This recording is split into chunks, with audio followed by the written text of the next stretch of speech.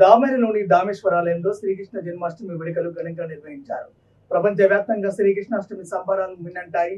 ఈ సందర్భంగా శ్రీధర్ రెడ్డి మాట్లాడుతూ కృష్ణాష్టమి వేళ చాలా మంది చిన్నారులు కృష్ణ గోపికల వేషధారణలో రావడం చాలా సంతోషంగా ఉందని, చిన్నారులను చూస్తుంటే సాక్షాత్తు కృష్ణ పరమాత్మని చూసినట్టే ఉందని అన్నారు.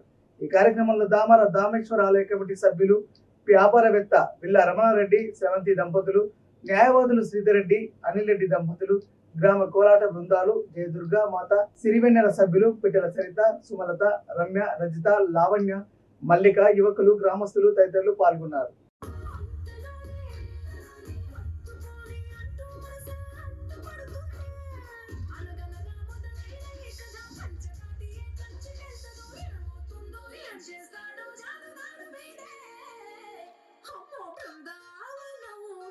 కృష్ణుడు వచ్చాడే.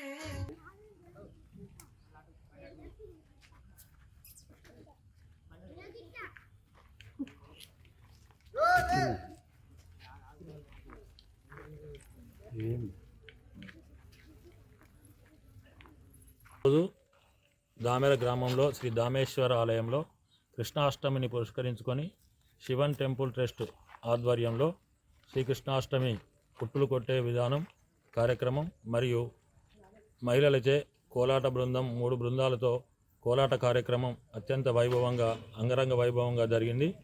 ఈ యొక్క కార్యక్రమాన్ని విజయవంతం చేసినందుకు శివన్ టెంపుల్ ట్రస్ట్ తరఫున అభినందనలు.